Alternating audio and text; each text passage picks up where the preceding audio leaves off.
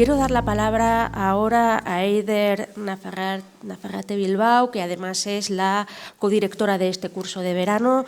Es investigadora postdoctoral en el Instituto de Historia Social Valentín de Foronda de la Universidad del País Vasco. Es graduada en periodismo por esta misma universidad, máster en Relaciones Internacionales por la Universidad Autónoma de Barcelona y doctora en Historia Contemporánea por la Universidad del País Vasco, Euskal Herriko Unibertsitatea, con una tesis que es la que nos va a traer aquí ahora mismo, titulada Salir de ETA, una historia de abandono, expulsión y arrepentimiento, que ha defendido este mismo año. En esa tesis doctoral ella analiza las motivaciones individuales y colectivas que impulsaron las experiencias de desconexión de ETA desde 1966 hasta la actualidad, y también analiza en esa tesis cómo la construcción simbólica de la figura del terrorista arrepentido a través de narrativas promovidas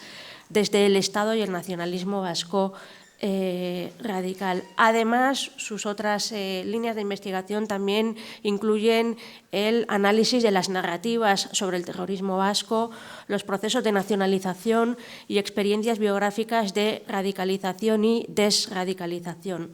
Su conferencia ahora mismo, y te paso la palabra, lleva por título Salir de ETA, experiencias y expectativas, basada en su tesis doctoral, y por lo tanto pues bueno, nos traes un trabajo de investigación potente, resultado de muchos años de trabajo, y bueno, agradecerte tu presencia aquí y adelante cuando quieras. Bueno, egunon. ¿Se me escucha bien? ¿Sí? Bueno, egunon, mi esker Loitzune, y mi esker también a todas y a todos por asistir. Y ya que se ha dado la primera conferencia, también decir que se están planteando cuestiones bastante interesantes, así que eso también es de agradecer.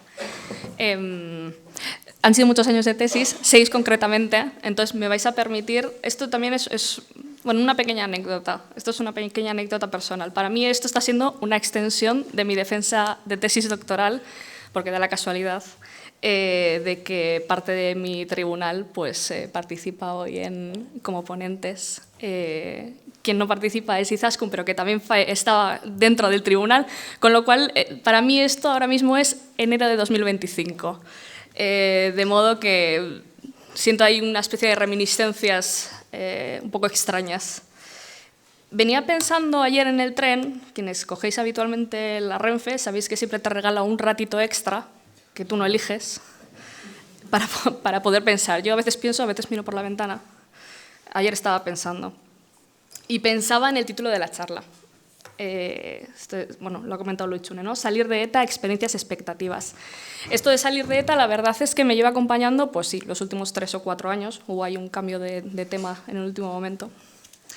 Y bueno, es el título, como digo, que elegí para mi tesis doctoral, que es, bueno, ya han comentado, ¿no? Una investigación sobre cómo se deja atrás la violencia y la militancia terrorista. Y aunque el título parezca sencillo, la verdad es que me costó mucho elegirlo. Fue de las primeras cosas que elegí, pero le di muchas vueltas hasta una semana antes de depositar. Tuve varias conversaciones, discusiones con mis directores de tesis, porque al final, cuando hablamos de desconexión en un contexto de terrorismo y sobre todo en un marco, en este caso en un objeto de estudio como ETA, que tiene un fuerte componente de comunidad y de afectos, en el que luego más tarde, a través de los testimonios, quizás se pueda ver de manera más clara, hay que tener una cosa clara, y es que salir de ETA, romper, digamos, en este caso, con la organización, no es solo romper con la organización. Lo que cae casi de golpe es toda una red de relaciones personales y sociales. Por eso la primera de las ideas que quiero dejar claras, ya desmontando el título desde el primer momento, es que salir de ETA en ningún momento fue salir solo de ETA. Quizás de ahí radica un poco la dificultad y no la ausencia, porque sí que las hubo, pero sí las pocas salidas que se produjeron, al menos que luego derivaran en una renuncia explícita de la propia violencia. Por tanto, mi propósito es aproximarme a esta cuestión a través de 2 ejes: las experiencias y las expectativas, que son 2 aspectos que, a mi parecer, están estrechamente relacionadas, pero que también guardan diferencias muy notables. Para mí, la principal está en quién las genera. Las experiencias, por ejemplo, yo al menos las he trabajado así, como en mi investigación, no dejan de ser pues, relatos personales, se narran en primera persona, los narran quienes los han vivido en primera persona, que en este caso nos referiríamos a los exmiembros de ETA.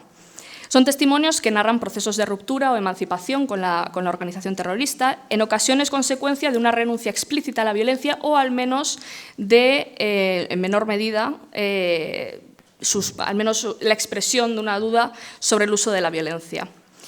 A mí me parece muy interesante, y voy a insistir mucho sobre esta idea a lo largo de la intervención, en aplicar esa mirada individualizada sobre los propios exmiembros de ETA, un poco también como la idea de que se insiste mucho, quizás no se va a mencionar tanto hoy, quizás luego más adelante sí, sobre no aplicar una mirada colectiva sobre las víctimas como colectivo, sino como si no hubiera figuras o posicionamientos más individualizados. En el caso de los exmiembros de ETA, en el caso de estos procesos de renuncia ocurre un poco lo mismo y yo abogo siempre por aplicar esta mirada individualizada, sobre todo para rescatar este carácter personal que creo que se diluye bastante durante ese proceso de militancia, se diluye en una especie de ser colectivo que es ETA en este caso.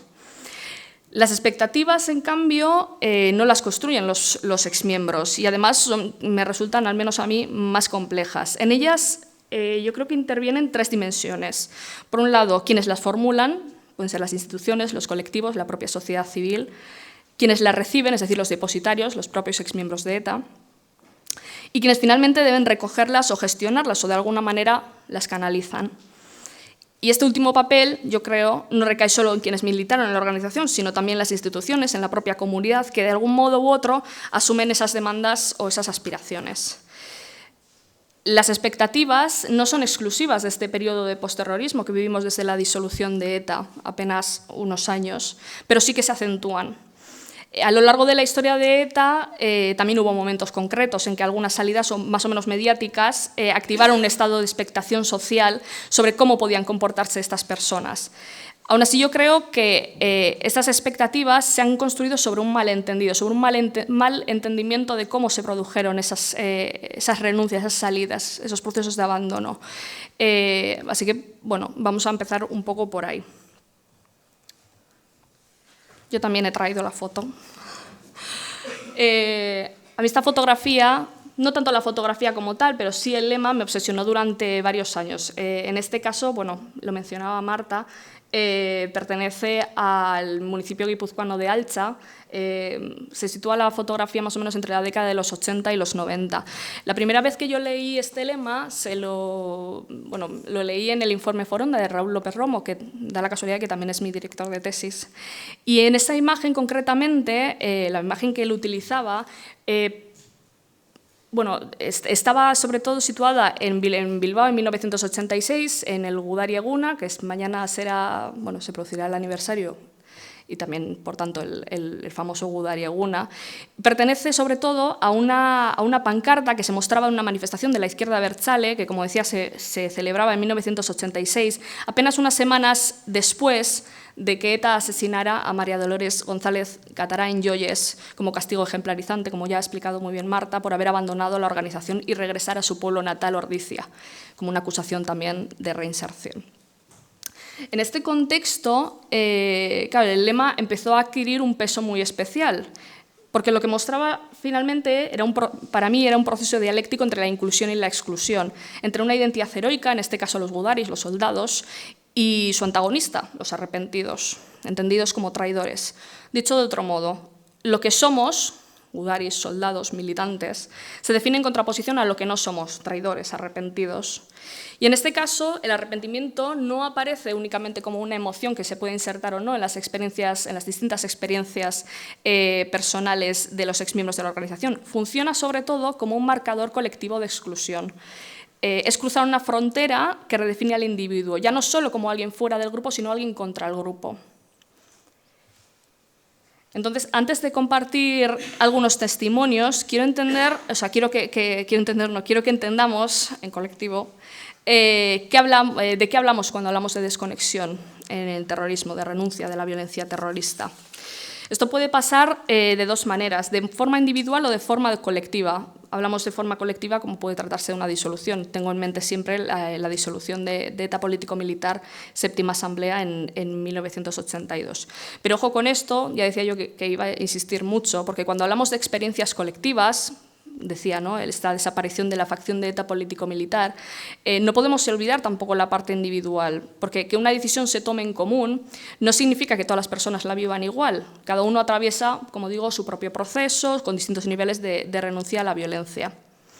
En 2009, John Horgan se dio cuenta de algo que a mí también me pareció bastante llamativo, y es que cada vez hablamos con mayor precisión sobre radicalización y sobre participación terrorista, al menos en un ámbito académico, y prestamos muy poca atención a las salidas, siendo, desde mi punto de vista, también lo mencionaba Horgan, quizás bastante más rentables en el ámbito académico, porque estas personas de alguna u otra manera resultan mucho más accesibles para poder compartir sus propios testimonios. Para cubrir este vacío, él propuso dos modalidades de desconexión. En este caso tenemos la desvinculación y la desradicalización. Como pueden leer en la pantalla, la desvinculación sería el proceso mediante el cual un individuo o un grupo cesa su participación en actividades violentas relacionadas con el terrorismo. Se puede producir de manera voluntaria, en forma de abandono o salida, o de forma involuntaria, en forma de expulsión. En este caso sí que quiero hacer un apunte, siempre lo hago, porque el caso de ETA tiene este matiz que Horgan no recogía en 2009. Que le hacía un planteamiento quizás un poco más global, ¿no? Y es que en el caso de ETA, la entrada en prisión, que él sí que entiende como una desvinculación de facto, no se produce. Es decir, que esa militancia, quizás de una manera un poquito más reorientada a una militancia más de resistencia, más inactiva, no implica, como digo, esa salida. Por otro lado, tenemos la desradicalización, que sería el proceso mediante el cual uno o más individuos rechazan el uso de la violencia como medio para alcanzar objetivos. La desradicalización, algunos académicos la reconocen distintos niveles. Una de las cosas que sí que me he dado cuenta es que esta se produce de manera dinámica, es decir, comienza en un nivel y de alguna u otra manera, un poco por condicionantes diferentes, puede alcanzar hasta un nivel ético, como vemos aquí, empezando desde un nivel más pragmático, es decir, una renuncia a la violencia desde un pensamiento de que ya no es un medio útil, hasta este reconocimiento ético de las víctimas y de su propia militancia, ¿no? Otra de las cosas que sí que quería mencionar es que estas modalidades se producen de manera sincrónica, es decir, que no tienen por qué producirse al mismo tiempo. También tienen una interdependencia opcional, es decir, que un individuo puede desvincularse sin desradicalizarse, aunque en la mayoría de los casos la desradicalización, al menos en sus fases iniciales, hablaba en este caso una desradicalización más pragmática, tiende a preceder una posterior salida del grupo terrorista. Incluido el tema del arrepentimiento, también porque es un elemento central de este curso, y yo también he ido a la RAE, porque a mí también me pareció muy llamativa esta cuestión de las dos acepciones. No porque la considere una modalidad en sí, me parece que es una consecuencia lógica de una desradicalización ética, perdonad porque lo de la desradicalización todavía me cuesta un poco decirlo, y también porque lo destaco especialmente porque es uno de los calificativos más habituales a la hora de identificar a quienes disiden o renuncian al terrorismo. Seguramente estarán muy habituados a leer en los medios de comunicación eso de terroristas arrepentidos, para hablar absolutamente de cualquier, quizás menos ahora, pero más en los años 90, los años 2000, para hablar de todos aquellos que de alguna manera criticaban o exponían públicamente al menos sus dudas sobre el proceder de ETA durante aquella época. Cuando hablamos de arrepentimiento en este contexto, decía, ¿no?, hay dos acepciones que tenemos que tener en consideración. La primera, quizás la más común, es la que estamos más acostumbrados, que implica arrepentimiento, conducta arrepentida, la explicaba Marta antes. Y la segunda, vinculada al ámbito jurídico, que alude a la acción de colaborar con la justicia y a la delación. A mí la verdad es que, bueno, creo que Marta lo ha planteado muy bien. Me gustaría mucho poder desgranar sobre todo la evolución del uso de este término, sobre todo en la dimensión más política y mediática, porque creo que ha sido un elemento muy central de estos discursos, sobre todo para que entendieran cuál es el impacto que esta palabra ha tenido y que sigue teniendo, por cierto, en la forma en la que los exmiembros tienden a narrar sus salidas y también, sobre todo, cómo tienden a narrar su relación con su pasado terrorista, pero probablemente nos quedaríamos sin tiempo, aunque tengo que decir, que lo he apuntado antes, que bueno, ya han podido ver, o sea, que me lo he apuntado, pero... Bueno, sí, que el propio Martín Zabalza ya comentaba que no le gustaba mucho esa palabra arrepentido, entonces quizás ya les da como algunas pistas de por dónde va el asunto. Aunque si recordáis la imagen de Altza, la vuelvo a traer, y esa consigna que os señalaba, veréis con claridad que el término arrepentido, damutua, o damutzen en este caso en forma de verbo, fue asimilado por el MLNV en clave de traición y posteriormente instrumentalizado como arma arrojadiza y como mecanismo de estigmatización hacia quienes decidían romper con la militancia armada. Me parecía útil, después de explicar este tema conceptual, que quizás es un poco más denso, poder ilustrarlo con algunos ejemplos. Para ello he elegido a quienes, bueno, pues entre mediados de los 80 y comienzos de los 90 formaron parte de la troika Artapalo, es decir, la dirección de ETA en ese momento y que, como recordarán, cayó en marzo de 1992 y estaba formada por José Luis Álvarez Santa Cristina, Chelis, Francisco Mujica Garmendia Paquito y Joseba Arregui Ostar Befiti. Las he elegido por varias razones. La primera, porque hoy en día los tres son reconocidos exmilitantes de ETA, aunque en realidad ya todos lo son, porque ETA ya no existe y, por lo tanto, de facto implica la propia desvinculación de todos sus miembros. Y también, como decía, porque implica haber pasado por una experiencia común, que es esa propia salida o esa desvinculación. Segundo, porque también fueron detenidos en un mismo periodo, lo que significa que compartieron factores similares: la experiencia en prisión, la evolución de la propia organización y un contexto sociopolítico determinado. Eso sí, con matices, porque cada uno de los presos, ocurre también hoy en día, están sujetos a condicionantes muy diversos que no siempre son compartidos por el resto de presos de ETA. Y la tercera razón, quizás la más obvia, es porque sus trayectorias muestran modelos de desconexión diversos. Vamos a empezar por el caso de Álvarez Santa Cristina, Chelis, y es que su distanciamiento procede de una reconsideración de sus creencias religiosas, donde quizás la violencia empezaba a ocupar ya un lugar un poco incómodo.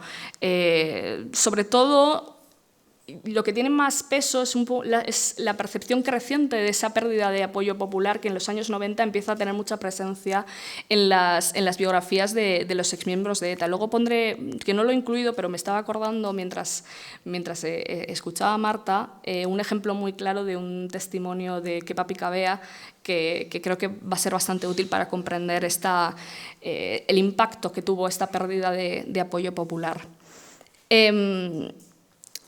Bueno, Chelis en 1997 comunica a la organización su decisión de abandonar, pero no será hasta un año después cuando ETA hará pública su expulsión.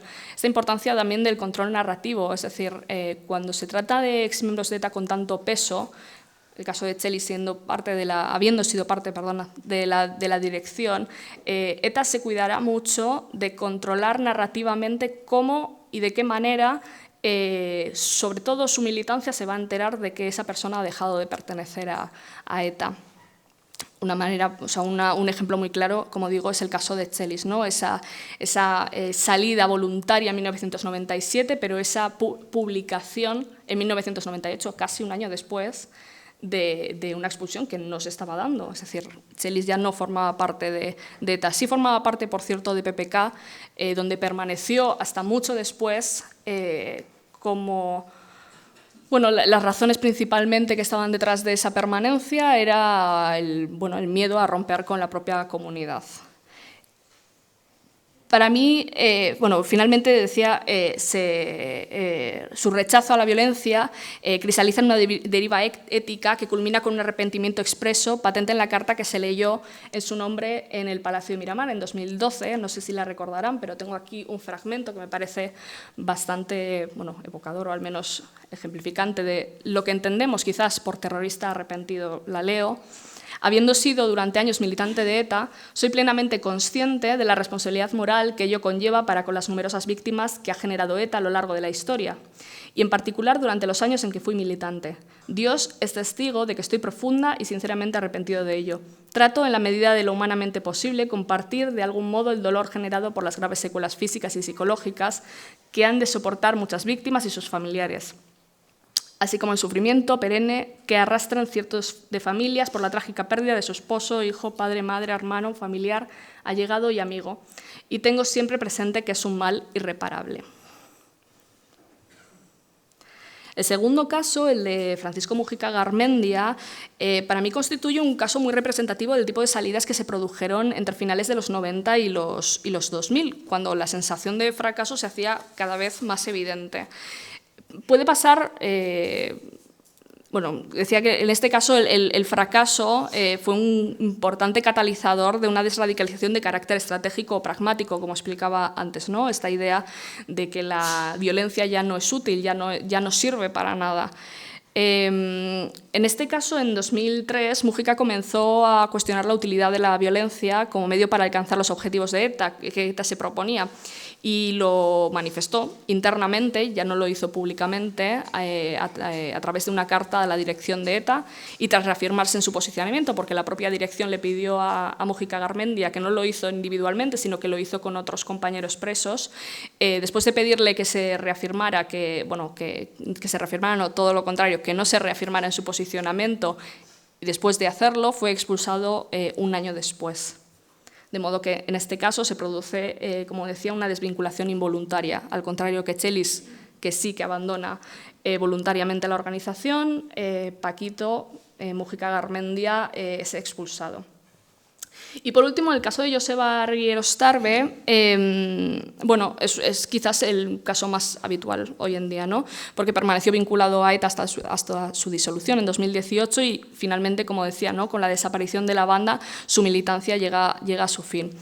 Yo este tipo de desvinculaciones yo las catalogo como involuntarias porque creo que no media una decisión explícita del propio militante para dejar de pertenecer a la banda terrorista. Es una decisión sobre la disolución en la que él no toma parte directamente. En este caso, el estado de la desradicalización es un poquito más confuso, porque sí que es verdad que Argierostarbe rechazó públicamente el uso de la violencia y se responsabilizó de las víctimas que tenía a sus espaldas, pero al ser este arrepentimiento pues, condicionado por los requisitos de la legislación penitenciaria vigente, pues queda ahí un poco en duda y por eso no me gusta asumir al menos esa desradicalización. Perdón. Algunos de los condicionantes que me encontré yo durante la tesis para la desconexión lo dividí en tres categorías. Perdonad.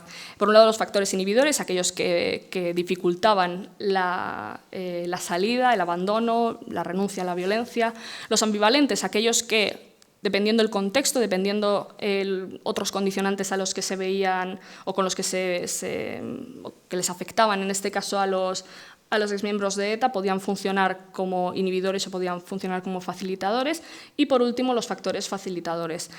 No quiero centrarme mucho en esto porque quizás a través de los testimonios lo veamos un poco más claro, pero bueno, dentro de los factores inhibidores hablo de los mecanismos coercitivos internos, el miedo a la ruptura, la cuestión de la soledad, la violencia como mecanismo de reafirmación colectiva, el terrorismo vigilante. Dentro de los factores ambivalentes, los periodos de negociación, la política penitenciaria de dispersión, que a veces funcionó como un facilitador para la salida y en otros casos como una reafirmación de esa identidad, de ese victimismo, ¿no? que permitía seguir dentro de la organización. Y por último, los factores facilitadores, el soporte afectivo externo, el impacto emocional de acciones terroristas, que está muy vinculado para mí directamente con la pérdida de apoyo popular. Aquí luego pondré el ejemplo que mencionaba antes de Kepa Picabea, los paralelismos con otros conflictos internacionales y la participación en encuentros restaurativos. Bueno, yo creo que todo esto que estoy comentando se va a ver mucho más claro a través de los testimonios. Una de las personas a las que tuvo a bien participar en la investigación fue Eugenio del Río. Y Eugenio del Río comentaba, entonces te quiero decir que es una acumulación. Cuando yo le preguntaba sobre el arrepentimiento, le decía, ¿en qué momento? Hablaban antes, ¿es el arrepentimiento una catarsis? ¿Esta desradicalización de tipo más ético de repente es un momento? ¿Es algo que un día te levantas y dices, yo creo que me arrepiento? Le preguntaba sobre esto y me decía, te quiero decir que es una acumulación, no es que un día digas que un día me caí del caballo. El problema del arrepentimiento, creo que la palabra nos puede resultar un poco difícil de manejar por esas connotaciones políticas y judiciales. Pero vamos a decir lamentar. Claro, yo lamento cosas. O sea, yo no lamento haberme comprometido contra el franquismo. No lo lamento, pues era de lo mejor que podía hacer, pero con unas ideas deficientes, con unas prácticas problemáticas. El haber estado durante años en la perspectiva de la violencia armada con fines políticos, claro que lo lamento. ¿Cómo no voy a lamentarme? Yo me siento cómplice de actos de violencia contra personas. Yo nunca maté a nadie directamente, pero tengo algunas responsabilidades y ahí entra la culpa. Una culpa que me parece sana, porque suelen decir los psicólogos que la culpa mala es la que no tiene fundamento, es la que puede ser patológica y tal, pero es que la mía tiene fundamento. Este rechazo a mencionar la palabra arrepentimiento, o al menos de utilizar esa terminología, se ve a veces, o yo al menos lo veo de esa manera. A ver, que me estoy liando un momento. Voy a recapitular. Cuando yo les preguntaba por el arrepentimiento, al principio yo buscaba al menos que utilizaran esa palabra, y al ver el rechazo me di cuenta que utilizaban otros sintagmas, utilizaban otras maneras de expresar lo mismo que podrían expresar utilizando la palabra arrepentimiento. En este caso se utilizaba mucho la culpa, y sobre todo la culpa luego como motor de activismo, como motor, por ejemplo, para participar en encuentros, para formar parte de cursos como el de hoy, y cualquier tipo de acto público que implique su participación en un digamos, proceso de deslegitimación de la violencia. Bueno, Eduardo Uriarte también participó, sobre todo al principio de la tesis, y me comentaba, luego él explicará también su propia experiencia, ¿no? Pero me comentaba, luego se producen las detenciones, ¿qué hacemos? No nos podemos quedar quietos, hay que hacer algo. Joder, que le han dado a no sé quién una paliza de la de Dios, hay que hacer algo, y sigues y sigues. Iñaki Villar me comentaba un poco algo parecido, me decía, realmente yo no quería, por un lado no quería ir ni loco, pero por otro lado es el deber, la obligación moral de hacer lo que te exige la patria, la familia y toda tu historia. Es el peso de mi historia, es el peso de todas esas cosas. Cuando me mencionaban este tipo de situaciones, lo hacían posteriormente a haberme mencionado ya un inicio de dudas sobre la propia violencia, sobre su participación dentro de la banda terrorista. Por lo tanto, lo que sí que me di cuenta es que los procesos de desconexión no se producen con un carácter lineal, es decir, no concluyen con una desvinculación y luego van seguido hasta una desradicalización ética, sino que hay ciertos condicionantes que les hace retroceder y avanzar de manera casi sistemática, ¿no? En este caso, la violencia sí que funciona como un mecanismo de reafirmación colectiva. La violencia, la perpetración de la violencia, les mantiene dentro de la organización porque, como digo, es una manera también de reafirmar, de reforzar esa identidad esta identidad militante de ETA. Vuelvo otra vez con Eduardo Uriarte, que mencionaba, luego viene el atentado a Carrero. Ostras, menudo golpe. Estamos hablando del prejuicio moral del asesinato político en una dictadura que no había accedido al poder por un golpe de estado de salón, sino una guerra civil, lo cual también, a la hora de decir voy a por ellos, daba lugar a muchas excusas. Pero luego viene lo del atentado de la calle Correo en septiembre del 74, y ahí ya eso es terrorismo a la brava, eso ya no tiene Por fidelidad, espíritu de grupo, adhesión sentimental, Mario, se refiere a Mario Naindía, aguantaba. Y yo decía, esto no puede ser, tiene que cambiar. Y así me voy abriendo a lo que va derivando posteriormente. Hay un concepto que a mí me parece muy interesante que utiliza Sinisa Malesevic, que es el de la microsolidaridad. Malesevic lo utiliza sobre todo para hablar para intentar entender la participación en la violencia en organizaciones terroristas, pero también en un contexto de guerra, y en cómo personas que quizás no tenían ¿cómo decirlo? Una idea ideológica quizás muy potente, hay condicionantes como por ejemplo es la microsolidaridad, entendida también por la lealtad al grupo, la lealtad también a tu propia comunidad, que les impulsa a perpetrar la violencia. Yo creo que en este caso se ve muy bien, lo explica Eduardo Uriarte en el caso de Mario Naindía, y en cómo cuando ya se han producido esas dudas hay un apego, hay una lealtad al propio grupo que te implique, que te obliga, digamos, en cierta manera a seguir bueno, dentro de la organización, a seguir perpetrando violencia o a seguir militando. Luego está la cuestión de renunciar. Iñaki Biar lo describía como un proceso traumático, decía. Recuerdo que fue traumático. Esto lo narra en el momento en que se dio cuenta de que ya no... Esto del nacionalismo vasco, ya como hay algo que no le encajaba. Decía, él estaba en la cárcel en ese momento. Recuerdo que fue traumático porque pensaba, ¿cómo les diré a mis padres? Era romper con lo que había recibido desde niño, con lo que mis padres amaban y habían creado. Sentía un dolor en el pecho, una sensación de malestar profundo, como una fractura, algo íntimo y doloroso que se había roto. Cuando les comuniqué en las visitas, que se realizaban a 2 metros de distancia y con 2 redes entre nosotros, lo que sentía, mi madre quedó catatónica. Les dije que ya no era nacionalista y que no estaba de acuerdo con lo que habían creído. Mi padre, por su parte, miraba hacia abajo, esquivando la mirada. Claro, no podían reprender a un hijo que estaba en la cárcel por ideas que ellos mismos les habían transmitido. Sin embargo, esa declaración les rompió emocionalmente. Mencionaba antes la soledad. Creo que hay una sensación bastante generalizada, al menos al principio ocurre, de orfandad identitaria. Esta pregunta de, vale, voy a salir, pero ¿quién soy yo a partir de ahora? Sobre todo cuando se produce, y en el caso de Iñaki Biar es bastante evidente, una reorientación ideológica tan fuerte. En este caso no se está solo saliendo de ETA, vuelvo a la idea que mencionaba al comienzo, se está saliendo de toda una comunidad nacional en la que no solo están tus vecinos, es que están tus padres también. De modo que el proceso en este caso, él lo menciona como algo traumático, es como mínimo dificultoso.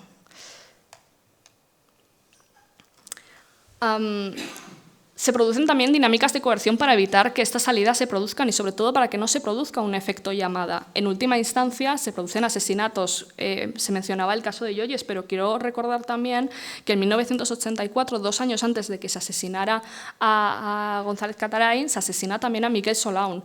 Un caso, por cierto, menos mediático, al menos tuvo muchísimo menos impacto en el espacio público, pero que ocurrió también y ocurrió pues, con bastantes similitudes. Luego el tratamiento fue muy diferente, pero con bastantes similitudes con el caso de Yoyes.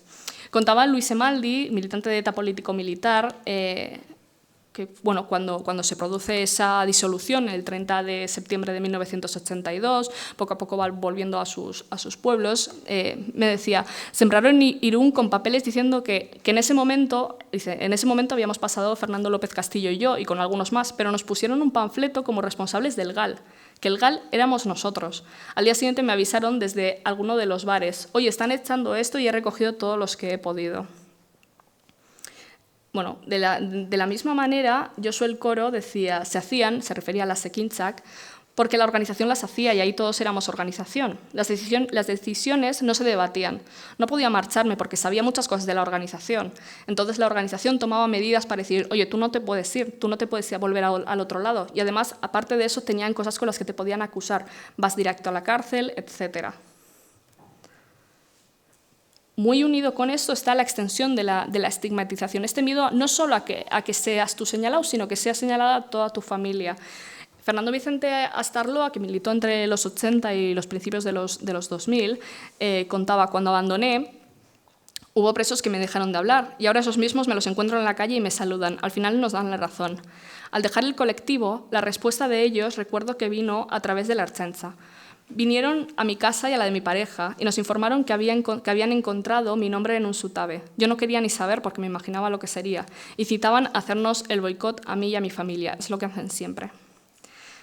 Que Papi Cabea, cuando le preguntaba sobre esta cuestión, ya no solo sobre el miedo que pudiera sentir él, o ya no solo el miedo, sino la preocupación que pudiera sentir él por posibles acusaciones, denuncias, cuando salió de ETA, decía: ser la pareja o el amigo de un arrepentido es muy duro, hay gente que te margina, te deja hablar y te retira el saludo. Por eso es tan importante, y quiero destacar aquí el acto de Muguerre, que no sé si lo tendrán al menos presente, la importancia también de ocupar un espacio público. Se mencionaba antes el tema de los onguis etorris, esta exaltación también de la propia militancia y de la figura del gudari, del militante de ETA. En los años 2000, cuando hubo un grupo de exmilitantes de ETA que estaban, si no estaban en Nanclares, estaban cerca ya de ser trasladados a Nanclares, luego constituirían todo este movimiento, ¿no?, que implicó la vía Nanclares. Durante esa época, esta disidencia, esta forma de disidir, digamos, empezó a ocupar al menos un lugar un poquito más mediático, un lugar un poquito más público. En cierta manera, para impulsar también, como digo, este efecto llamada.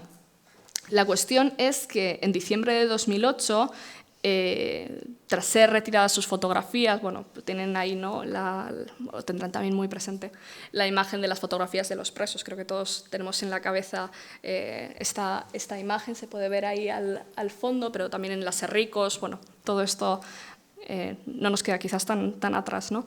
Tras ser retiradas sus imágenes, en diciembre de 2008 se organizó una manifestación en favor de los presos, organizada por la izquierda abertzale, y viendo que sus imágenes no iban a ser expuestas, reconocidas, que sus derechos, así lo entendían en ese momento, no se iban a ver reconocidos en esa manifestación, se organizó un acto en Muguerre, en el País Vasco francés, donde se expusieron, se hizo una especie de manifestación paralela, creo que fueron unas semanas antes o unas semanas después, anduvieron un poco ahí, organizada por el movimiento DEMO, Democracia Euskal Herriarentzat.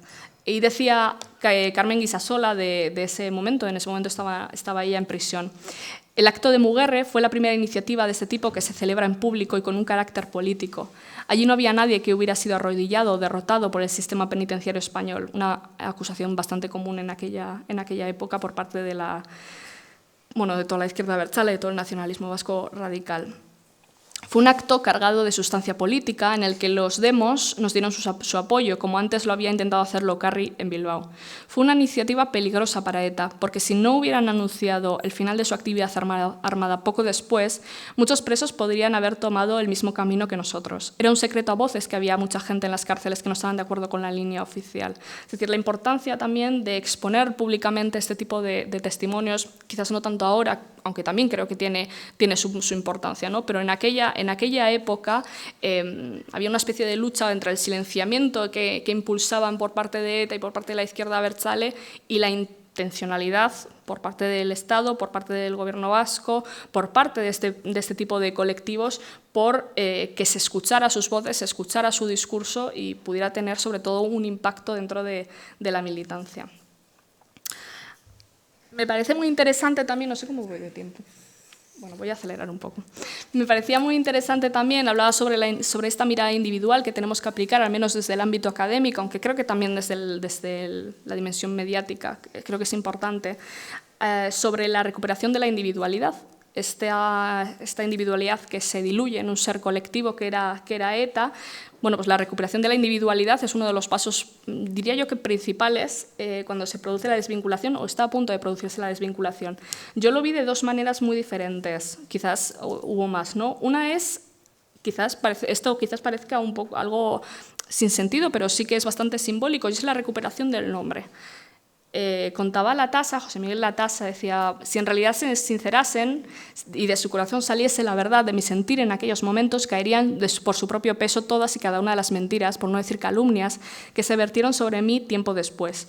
De esa manera no se hubiera podido seguir vendiendo que yo era un arrepentido, en vez de un militante crítico hacia un sistema que se estaba anquilosando y convirtiendo en obsoleto. En aquella época Latasa todavía estaba en una fase muy inicial de su posterior renuncia a la violencia de forma más pública, porque de hecho participó en algunas entrevistas, creo que no sé si en Euskadi Ratia o en EITB, haciendo un daño irreparable a todo el conjunto de la sociedad, sectores abertzales incluidos. Yo me estaba transformando de Fermín en Josemi. Esas opiniones eran las que tenía en aquel momento de mi evolución. Luego Luis Carrasco, cuando le preguntaba por este colectivo que se formó a mediados de los 2000, que se llamaba Presos Comprometidos con el Irreversible Proceso de Paz, quizás les suene porque salieron algunas declaraciones, algunos comunicados en conjunto, sobre todo lo formaban parte gente que estaba cumpliendo prisión en Nanclares, que luego algunos formaron parte de los encuentros restaurativos. Le preguntaba por este colectivo y me decía, en cierto sentido, te respaldan. Creo que existe algún tipo de carta o comunicado en el que con ese colectivo mi firma y nombre también está presente, aunque no me involucro directamente. Hubiera implicado salirse de un colectivo para luego integrarse en otro y simplemente no quería lidiar con esa dinámica. No quería participar en ese movimiento, ya que de alguna manera implicaría pasar de ser liderado y dirigido por una persona y luego por otra. No estaba dispuesto a aceptar esa dinámica. Además, las personas que forman parte de ese ente no habían realizado la reflexión que yo ya había llevado a cabo. Aunque abogaban por el fin de ETA, no respaldaban lo que yo considero una condena histórica. En cierta medida, justificaban la existencia de ETA y las razones detrás de sus numerosos asesinatos, una perspectiva con la que yo no estaba de acuerdo. Por eso insisto, de nuevo, siendo muy pesada, en esa mirada individual, personas que estaban en la cárcel en un mismo momento, que estaban todos inmersos en un proceso de desradicalización, todos estaban fuera de ETA, no estaban todos en el mismo punto. Por eso insisto en que se puede producir en ciertos momentos una colectivización para que esas demandas o esas declaraciones lleguen a mucha más gente, pero no debemos olvidar que aquí cada uno está viviendo su propio proceso y está en diferentes etapas. Los encuentros con víctimas evidentemente también tuvieron un impacto muy positivo, al menos en las víctimas lo tuvo, también en los victimarios. Y luego está la cuestión del perdón, que creo que, lo mencionaba Marta, sé que luego se tratará también, me parece muy interesante porque ahí me sugiere como muchas cosas. Decía Luis Carrasco, pedí perdón porque sentía que debía hacerlo, aunque tampoco esperaba que me perdonaran. Creo que hay cosas que no se pueden perdonar, ¿verdad? Pero sí era algo que debía hacer. Y ya por terminar, para no irme de tiempo, el tema de las expectativas. Yo el tema de las expectativas lo quiero plantear como un debate, no como un debate, pero sí como una pregunta, como preguntas abiertas, ¿no? Porque son preguntas, esto lo dije en una entrevista en Euskadi Ratia y porque lo siento así, y es que las preguntas que me hago yo como ciudadana, en este caso de Euskadi, me las hago también como investigadora. Y en el caso de las expectativas me pasa mucho, ¿no? Y lo pensaba mucho después de cada entrevista, realmente qué esperamos de los exmiembros de ETA. Yo he recogido entre amigos y amigas, entre investigadores, investigadoras, cuando participo en congresos, ¿no? Estamos esperando un arrepentimiento público, estamos esperando esa colaboración con la justicia, estamos esperando quizás una integración social un poquito más discreta, una contribución activa a la memoria a través de actos como el de hoy, por ejemplo. ¿Y quién está formulando esas expectativas? ¿Quién debe formularlas también? ¿Son las propias instituciones? ¿Es la propia sociedad civil? ¿Son las víctimas? ¿Quién tiene más peso en esas expectativas? ¿Quién tiene derecho a formular esas expectativas? Porque sobre los que recaen ya lo tenemos claro. Y también quién debe canalizarlas. Entonces, esto lo planteo abiertamente. Si alguien me quiere responder a esto, pues a mí me vendría muy bien. Así que nada, muchísimas gracias, qué ricasco.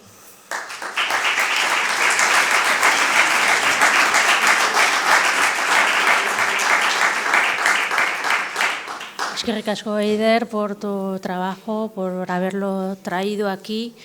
Creo que nos has dejado pensando, ¿no?, sobre un montón de cuestiones. Abro la palabra al público aquí presente. Quien Sí, quiera no es una formular- encerrona, o sea, quien quiera. Quien quiera formular alguna pregunta, algún comentario. ¿Quieres? Adelante.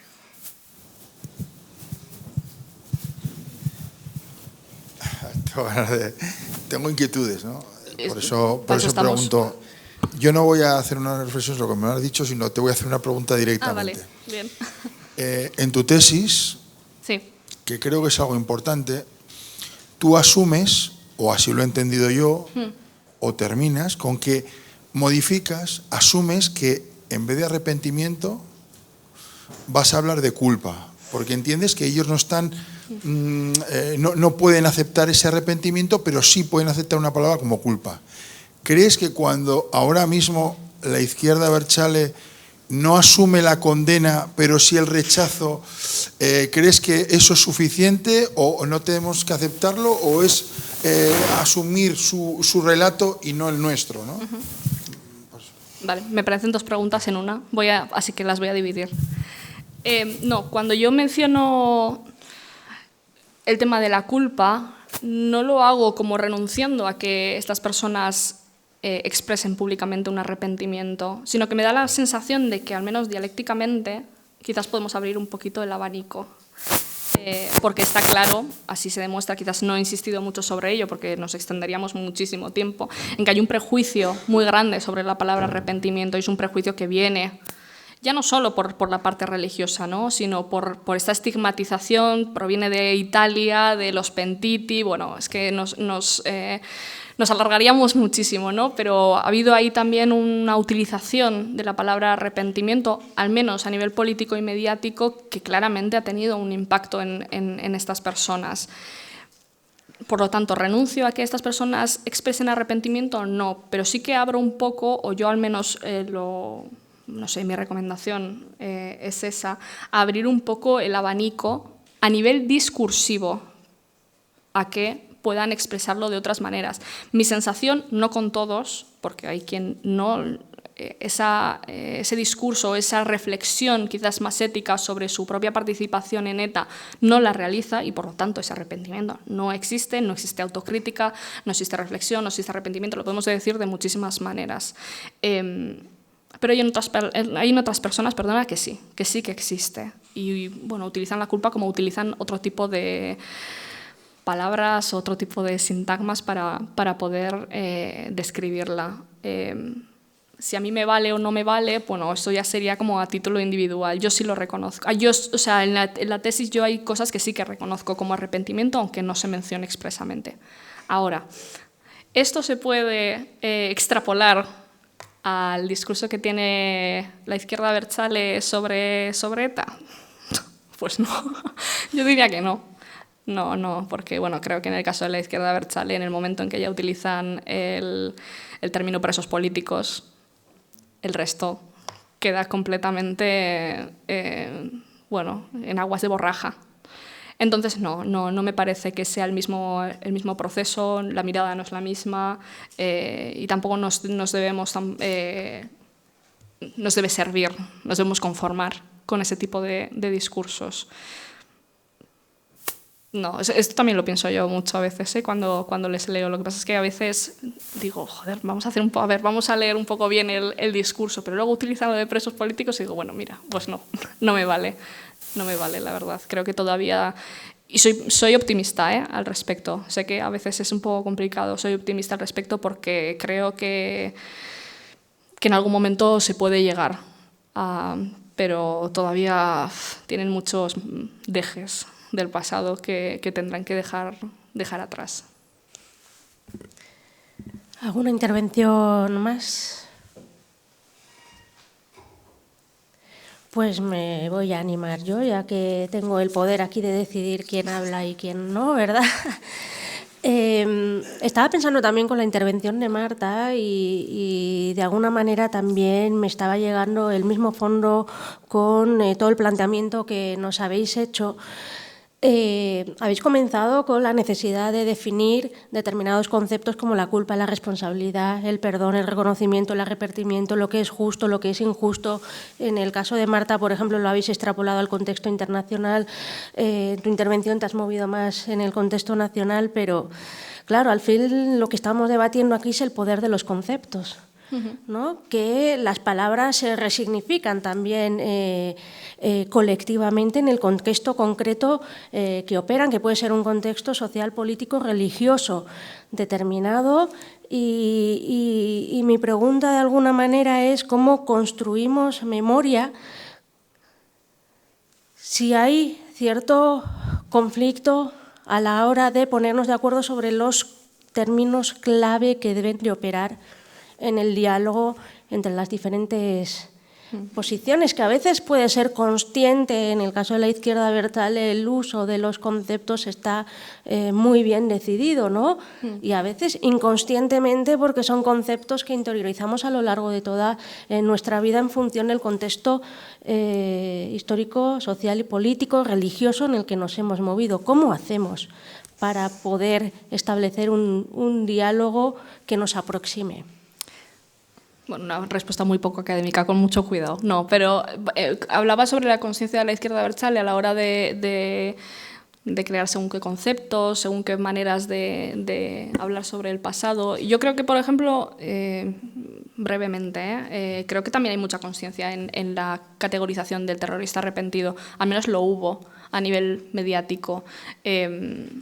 Hubo una intencionalidad expresa, justa o no justa, pero la hubo a la hora de utilizar este término, sobre todo en medios de comunicación, en discursos políticos, porque la intención era precisamente desgastar a nivel interno a la propia militancia y darles a entender que realmente había gente que se estaba arrepintiendo, que estaba dándose cuenta de que eso ya no tenía absolutamente ningún sentido, cuando a quienes catalogaban como terroristas arrepentidos pues quizás eran un poco críticos, quizás estaban en un posicionamiento pues todavía muy, muy inicial de lo que en algún momento o no sería una desradicalización ética. A Paquito precisamente, no lo recuerdo ahora porque no lo tengo en la cabeza, le podrían mediáticamente haber catalogado como terrorista arrepentido y sí que criticó en aquel momento la violencia de ETA. No diría, quizás no criticar no es la palabra, pero sí que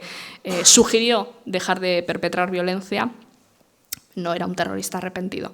Entonces, un poco en relación al tema de la intencionalidad y las palabras. Yo creo que, todavía, hay palabras que evidentemente ya están más instauradas, seguimos discutiendo a veces un poco de ellas, ¿no? El tema del terrorismo, todavía hay debates sobre eso, pero creo que todavía ese ya lo vamos dejando. Hay otros que tenemos que ir adecuando, no sé si desde lo académico o desde lo político, no tengo muy claro cuál es la dimensión que más puede aportar en este sentido. Quiero pensar que es lo académico, pero creo que todavía hay un trabajo bastante grande a la hora de utilizar las palabras concretas, porque el lenguaje en este caso evidentemente es primordial a la hora de hacer memoria. Si no, ya te digo, se utilizan argumentos que quizás no tienen ningún sentido, no aportan o revictimizan, que pueden tener un impacto muy, muy negativo en lo que llamamos la convivencia en este caso. ¿Ya? Eskerrik asko, Eider.